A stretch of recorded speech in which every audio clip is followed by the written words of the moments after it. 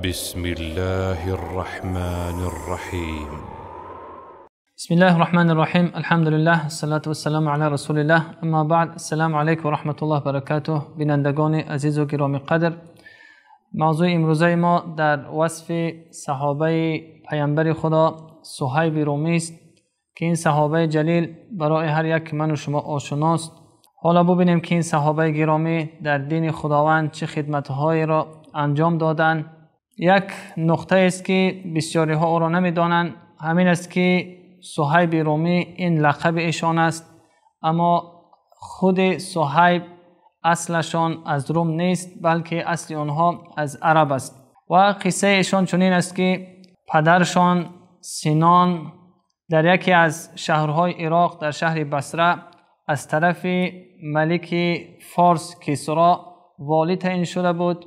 چند فرزند داشت. یکی از فرزندهای دوست رو یکشان که همین صهیب بود 5 سال عمر داشت. پدرشان بسیار هم این طفلشان را دوست می داشتند و در اون اداره دولت که اگر خستگی به آنها نمودار می شد، با دوستداری این طفلک خود همون خستگی خود را برطرف می کرد.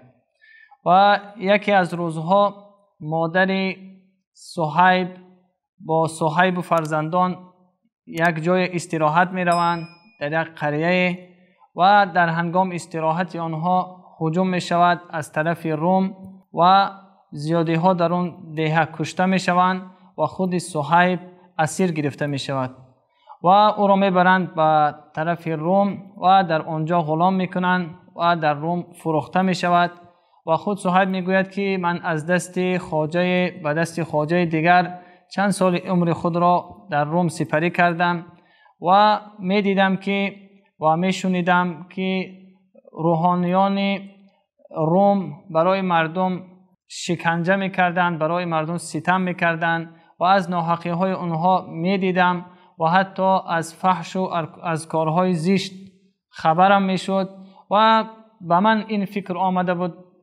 گمان من همین بود که اینقدر کارهای زشت و کارهای بدبختی و گناه اینجا انجام می شود، حتما کدام بلایی را کدام طوفانی را خداوند به این منطقه می فرستد.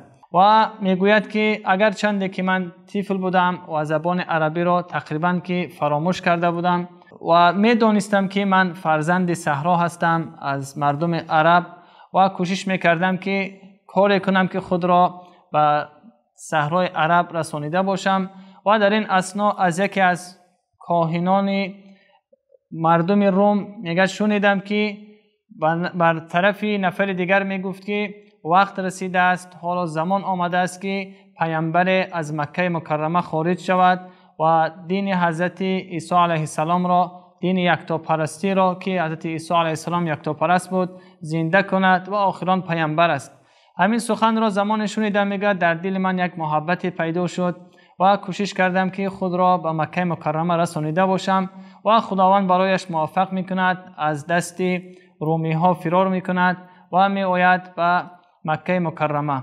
در مکه مکرمه وقتی که می آید این از روم خیلی تجربه داشت، از تجارت هم خبر داشت، با یکی از تاجران مکه دوست می شود، عبدالله ابن جدعان، و با اون تجارت شروع می کند. اما همون سخن کاهن در فکرش می ماند که پیامبر باید خروج کند و در تجارت خود خیلی موفق می شود، خیلی مالدار می شود، مال زیادی به دست می آورد، چه از طلا و از نقره. یک روز از سفر خود برمی گردد که می شنود که در مکه مکرمه خبری رو که انتظار بود پیامبر خروج کرده است که مردم را به سوی یکتاپرستی می خواند و پرسان می شود که این نفر کی است؟ می گویند محمد است صلی الله علیه و سلم. می گوید همون نفری که امینش می گفتند قبل از بعثتش. گفتند بله و گفت که مرا بر خانه او راهنمایی کنید. گفتند که اون در دار ارقم ابن ابی ارقم زندگی می کند و برایش فهمانیده شد که اگر می خواهی اونجا رفته باشی کمی با احتیاط باش، زیرا اگر اهل مکه مشرکان مکه از این خبر بیابند که تو نزد پیامبر می روی برای تو آزار و اذیت می کنند.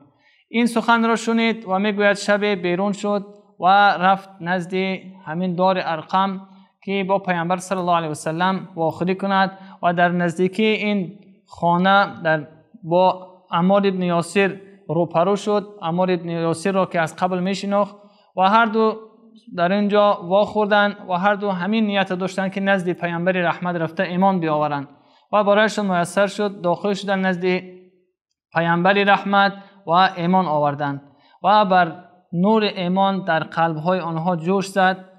پیامبر رحمت را دیدن، از قرآن شنیدن و به همین منوال دوام داد زندگی را حضرت صهیب در مکه مکرمه.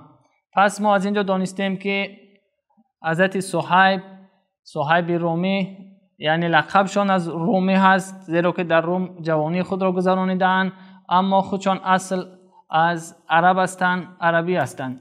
و ببینید که بعد از این که ایمان آورد و صحابگان به سوی حبشه و به سوی مدینه سفر کردند، هجرت کردند و میخواست حضرت صهیب که با پیامبر رحمت و با حضرت ابوبکر به مدینه هجرت کرده باشد، اما برایش میسر نشد زیرا در پشت خانه‌اش پاسبان گذاشته بودند تا صهیب هجرت نکند. میگوید که پیامبر رحمت با حضرت ابوبکر هجرت کردند و من بارها میخواستم که هجرت کنم، برام میسر نشد. روزی میگوید یک حیله کردم، دیگر امکانیت بر من نبود، حیله کردم که زیاد به حاجت رفتم و آمدم.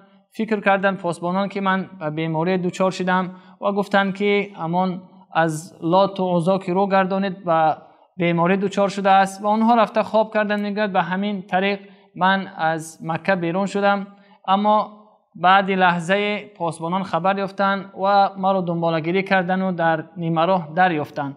و میگوید که براشان گفتم در یک بلندی ایستاده، گفتم که من خیلی تیرزن خوبم، من میتونم چند نفر شما را به قتل رسانیده باشم و من نزدیک نشوید.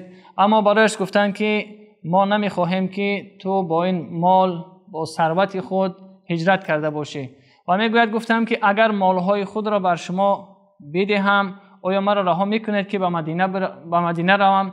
گفتن بله. و میگوید که من برای اونها راهنمایی کردم، تمام مالهایی که از تجارت به دست آورده بودم، همچنان که در اول به مکه مکرمه آمدم دست خالی چیزی نداشتم، همه مال خود را گذاشتم در این مردم مشرکین اهل مکه و خود هجرت کردم به سوی مدینه. در راه میگوید خیلی سختی بود، خیلی روزهای سخت رو در راه دیدم، اما شوق محبت پیامبر رحمت برای من قوت داد و خود را رسانیدم به مدینه منوره. وقتی که پیامبر رحمت مرا در نزدیکی مدینه واخورد دید، برای من اولین جمله گفت این بود که ربح البیع یا ابا یحیی، ای ابا یحیی، ای صهیب رومی، تو در بیعی که در خرید و فروشی که بین خود و بین خدا انجام دادی پیروز گشته ای. یعنی ببینید که تمام مال و ملک خود را گذاشت برای مردم مشرکین مکه، اما خدا و پیامبر را انتخاب کرد و هجرت کرد به سوی مدینه منوره. دوستان گرامی ببینید حتی آیت نازل شد در شأن حضرت صهیب که خداوند این بیع او را، این خرید و فروشی که خدا و پیامبر انتخاب کرد، خداوند این را توصیف میکند، قدردانی میکند و تا قیامت این آیه کریمه خوانده می شود از سوره بقره. ببینید دوستان گرامی قدر که حضرت صهیب رومی خدا و پیامبر را بالاتر دانست از مال خود، حتی از زندگی خود، و انتخاب کرد خدا و پیامبر را. برای هر یک من و شما درس است که نشود که به خاطر یک مقدار دنیا ما از خدا دور شده باشیم. حتی ساعت‌هایی بود که در یکی از شهرهای غریبی دوست سوال میکرد که در بازار نمیگذارند که ما نماز بگذاریم و به خاطر تجارتی که در اونجا دکان داریم و 2 نماز را تقریبا ما ترک میکنیم زیرا که نمیگذارند و به همین منوال زندگی داریم. اما مسلمان کامل دوستان گرامی اگر هر کاری، هر عملی که او را از نماز باز می‌دارد ترکش کند و در اون کار برکت هم دیده نمی شود و خدا و پیامبر را بالاتر دانسته باشد، خداوند باز راه‌های دیگر را برای انسان رزق را ارزانی داشته است. نباید که به خاطر دنیا ما از دین خود دور شویم. و ببینید که این درس است برای هر یک من و شما که خدا و پیامبر را بالاتر دانسته باشیم از دکان و از اون مال و ملکی که در دست ماست، زیرا که این مال و ملک رونده هستند. ما صاحب این مال و ملک نیستیم. اگر ما صاحب این مال و ملک می شدیم دائم این در دست ما بود، اما ببینید که خداوند صاحب این مال و ملک، قل اللهم مالک الملک، خداوند صاحب این دنیا، صاحب این ملکی، این ملک دائم در صاحبش خداوند است. اگر از ما میشد حتما دائم با ما میمان، اما ببینید که مرگ ما را از این مال و ملک دور میکند، یا بعضی انسان ها در زندگی زیان میکنند، از مال و ملکشان دور میشود. پس صاحب این مال و ملک خداوند است. نشود که به خاطر چند تنگه دنیا ما امرهای دینی خود را ترک کرده باشیم و خداوند غیرت حضرت صهیب رومی را برای ما هم نصیب کند و کوششی که اونها برای دین کردند، برای دوستداری پیامبر، که پیامبر رحمت را از جانهای خود زیاد دوست می داشتند، و از این ستاره ها خداوند برای ما کمی هم باشد، ذره هم باشد، غیرت و ایمان و توفیق به ما هم نصیب کند. خداوند یار و مددگار.